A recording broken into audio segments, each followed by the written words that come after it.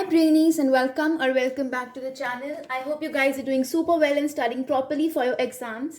So हमारा जो Indian economy वाली बुक थी वो हमने पूरी कंप्लीट कर ली है एंड ये जो हमारी मैक्रो इकोनॉमिक्स है इसके जो थोड़े बहुत टॉपिक्स बचे हैं foreign exchange rate, balance of payments, national income, government budget, जो भी बचा है अब हम वो कंप्लीट करेंगे जिसके बाद हमारा फुल सिलेबस कंप्लीट हो जाएगा. सो let's begin with this chapter foreign exchange rate. बहुत इजी चैप्टर है, आराम आराम से समझेंगे. सबसे पहले हमारे पास जो टर्म आती है ना वो है फॉरेन एक्सचेंज. कि फॉरेन एक्सचेंज क्या होती है. तो फॉरेन एक्सचेंज देखो, सबसे पहले फॉरेन एक्सचेंज क्या होती है. जो भी अपनी करेंसी को ले छोड़कर बाकी जितनी भी करेंसीज होती हैं, मतलब अपने देश की करेंसी को छोड़कर बाकी जितनी भी करेंसीज होती हैं उनको हम बोलते हैं फॉरेन एक्सचेंज. फॉर एग्जांपल हम इंडियंस हैं तो इंडिया की करेंसी रूपी को छोड़कर बाकी जितनी भी करेंसीज है, डॉलर्स है, यूरोस है, दिनार्स है, जो भी है उसको हम क्या बोलते हैं, फॉरेन एक्सचेंज. अब फॉरेन एक्सचेंज रेट क्या है.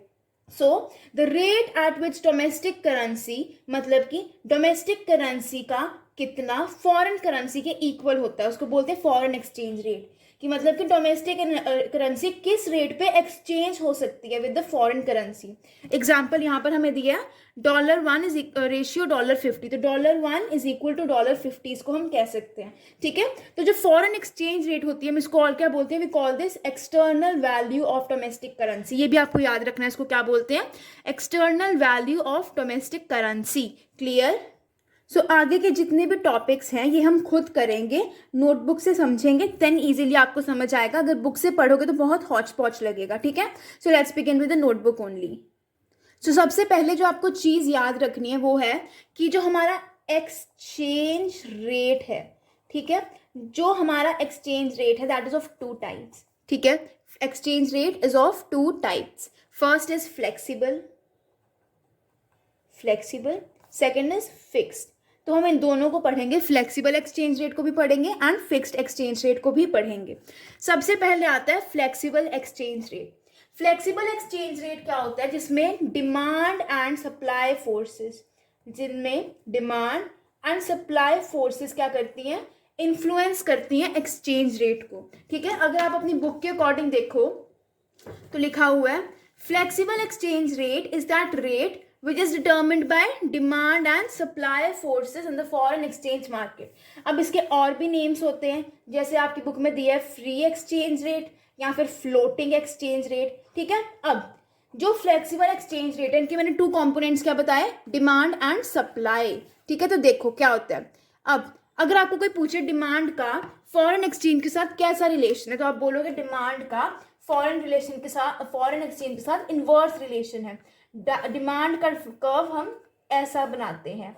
ठीक है. और अगर पूछे आपसे कि सप्लाई के साथ कैसा रिलेशन है तो सप्लाई के साथ पॉजिटिव रिलेशन है, कि अगर हमारी सप्लाई बढ़ेगी तो फॉरेन एक्सचेंज भी बढ़ेगी. तो ऐसा कर्व आएगा. इस साइड पे हमारे पास आएगा रेट ऑफ एक्सचेंज. ठीक है. रेट ऑफ एक्सचेंज एंड इस साइड पे हमारा आएगा डिमांड. ठीक है. सो ये और इधर आ जाएगा सप्लाई. ये हो गया हमारा इतना सा टॉपिक था. फिर आता है इक्विलिब्रियम रेट ऑफ एक्सचेंज. क्या होता है इक्विलिब्रियम रेट ऑफ एक्सचेंज, वो होता है जिसमें demand is equal to the supply. इसको हम बोलते हैं इक्विलिब्रियम रेट ऑफ एक्सचेंज. अब आगे जो आपके पास टॉपिक आता है वो है इम्पैक्ट ऑफ चेंज, इंक्रीज और decrease in demand and supply. So यहां पर आपको 2 टर्म्स याद रखनी है, एप्रिसिएशन, लिख देती हूँ, appreciation, and the second term is depreciation. सबसे पहले एप्रिसिएशन क्या होती है. एप्रिसिएशन वो होता है जिसमें डोमेस्टिक करेंसी की वैल्यू बढ़ जाती है, और डेप्रिसिएशन क्या होता है जिसमें डोमेस्टिक करेंसी की वैल्यू कम हो जाती है. तो एक ऐसी सिचुएशन जिसमें डोमेस्टिक करेंसी की वैल्यू कम हो जाती है उसको बोलते हैं हम डेप्रिसिएशन.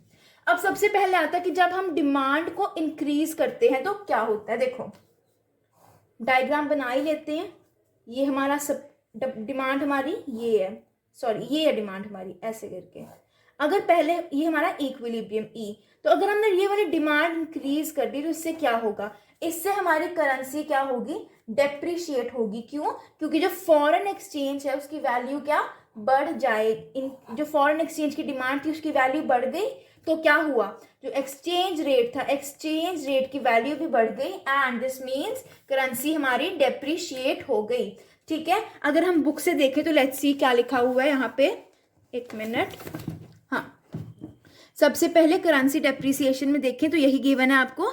इसके बाद हमारे पास आता है करेंसी एप्रिसिएशन, उसका भी देख लेते हैं कि जब हमारी जो डिमांड है वो डिमांड क्या हो रही है, जब डिमांड हमारी डिक्रीज हो रही है। सो डिक्रीज इन डिमांड बनाएंगे हम, पहले डिमांड यहाँ थी फिर कम हो गई, इससे क्या हुआ, डिमांड कम हुई तो फॉरेन एक्सचेंज रेट भी कम हुआ एंड करेंसी हमारी एप्रिशिएट हो गई।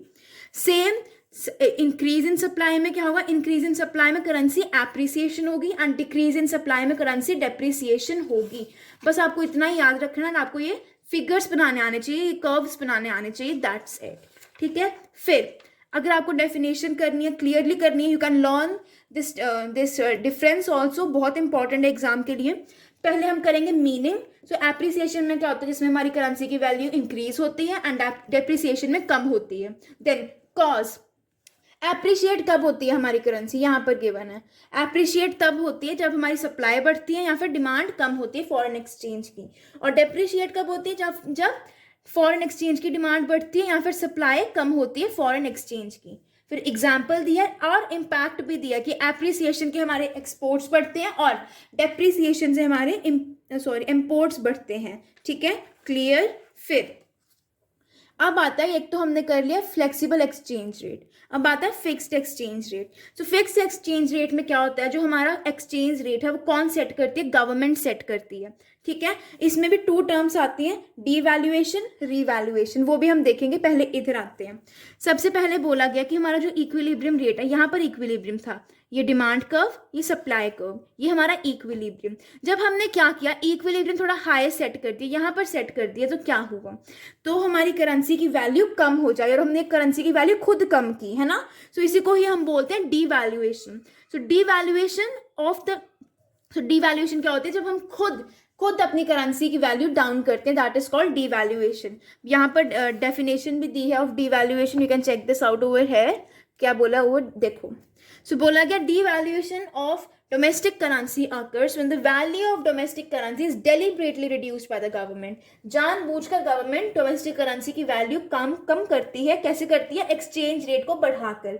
एंड इधर market forces of supply and demand, इनका कोई काम नहीं होता, सारा काम कौन करती है, गवर्नमेंट करती है। अब इम्प्लीकेशंस में आपको कुछ भी पढ़ने की जरूरत नहीं है, बस इतना याद रखो, डीवैल्यूएशन से एक्सपोर्ट्स बढ़ते हैं एंड इंपोर्ट्स कम होते हैं।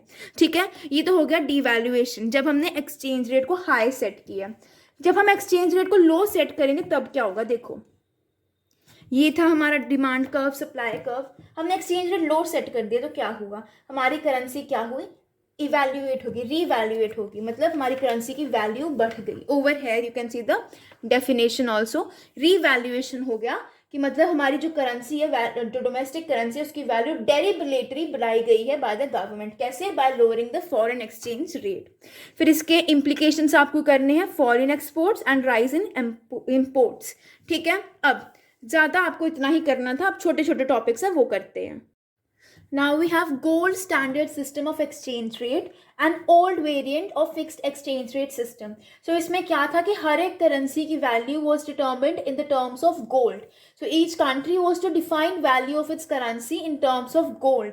ठीक है, for example अगर UK में आपका UK पाउंड है 4 ग्राम्स का गोल्ड का, ठीक है, 1 UK pound is equal to 4 grams of gold and US dollar is 2 grams of gold. तो अगर आप कंपेयर करोगे तो आ जाएगा 1:2, मतलब 1 UK pound is equal to 1 US dollar is equal to 2 UK pound. तो इस तरह से कंपेयर करते हैं, और इसको हम क्या बोलते हैं, इसको हम बोलते हैं मिंट पैरिटी भी बोलते हैं, mint par value of exchange और मिंट पैरिटी। इसके बाद आया ब्रेटन वुड्स सिस्टम। इसमें क्या था, इसमें भी कंपेयर विद गोल्ड ही था, बट सभी करेंसीज को एक करेंसी के साथ पेग किया गया या रिलेट किया गया, और वो करेंसी कौन सी थी, US डॉलर। तो US डॉलर को गोल्ड का वैल्यू फिक्स किया गया कि US डॉलर में गोल्ड की वैल्यू इतनी है, अब हम बाकी करेंसीज को लिंक करेंगे उसके according. So that was called the Bretton Woods system. अब 1977 में ये सिस्टम भी हटा देते हैं and then we have got the flexible exchange rate system only. Clear. Now we have managed floating exchange rate system. So ये क्या, this is a combine of both flexible and fixed exchange rate system. इसमें क्या है, इसमें जो हमारे demand and supply forces है वही एक्ट करते हैं, बट कभी कभी जो हमारा गवर्नमेंट होती है फिर जो सेंट्रल बैंक होता है उसको मैनेज करना पड़ता है exchange rate system, so that is called the managed floating exchange rate system. ठीक है, अब इसकी डेफिनेशन कर लेते हैं। सो डेफिनेशन में बोला गया है मैनेज फ्लोटिंग, इजी देखते हैं, manage floating is the mixture of both flexible and fixed exchange rate system. जैसे मैंने आपको बताया, it comprises the element of flexible exchange rate system. कौन सा एलिमेंट आता है? फ्लेक्सिबल एक्सचेंज रेट का एलिमेंट आता है demand and supply, and fixed exchange rate का सिस्टम का एलिमेंट कौन सा आता है? गवर्नमेंट का रोल। ठीक है, as the exchange rate is primarily determined by the forces of supply and demand, it also comprises the elements of fixed exchange rate system जो कि RBI इन्फ्लुएंस करता है। ठीक है, इसके बाद आते हैं मेरिट्स एंड डीमेरिट्स, जो आपको सिर्फ रीड करना है, इतने इंपॉर्टेंट नहीं है। इंपॉर्टेंट हमारे पास नेक्स्ट टॉपिक इसका आता है, that is your components of demand for foreign exchange, की हमें फॉरेन एक्सचेंज क्यों चाहिए, डिमांड क्यों होती है फॉरेन एक्सचेंज की, तो क्यों होती है? इंटरनेशनल लोन्स पे करने के लिए होती है डिमांड, इन्वेस्टमेंट करनी है बाकी वर्ल्ड में इसलिए होती है डिमांड ज़्यादा फॉरेन एक्सचेंज की, इम्पोर्ट्स के लिए होती है, एंड डायरेक्ट परचेजेस अब्रॉड के लिए होती है। Any for you have to remember of this. And दूसरा आता है सोर्सेज ऑफ सप्लाई, तो सप्लाई के भी आपको 4 ही लर्न करने हैं। ठीक है, पहला यू विल बी रिमेंबरिंग, जो भी आपकी मर्जी है जो आपको करना है, पहला एक्सपोर्ट्स, दूसरा investments from rest of the world, पहले हमने पढ़ा investments to rest of the world, in rest of the world, अब यहाँ पे क्या है? For from rest of the world. Then direct purchases by rest of the world and loans from rest of the world. ठीक है, जो आपका ये वाला टॉपिक है foreign exchange market, this is not in the syllabus, इसी के साथ ही पूरा टॉपिक कंप्लीट हो जाता है। आई होप समझ आ गया होगा, बहुत इजी टॉपिक है, एक बार आपको डायग्राम्स को गो थ्रू करना है एंड देन आप इजीली इसको कर सकते हो। So that was it for the video, I hope you like the video. If you did, don't forget to like, share and subscribe to the channel. You are at Brainy Mentor, have a great day ahead.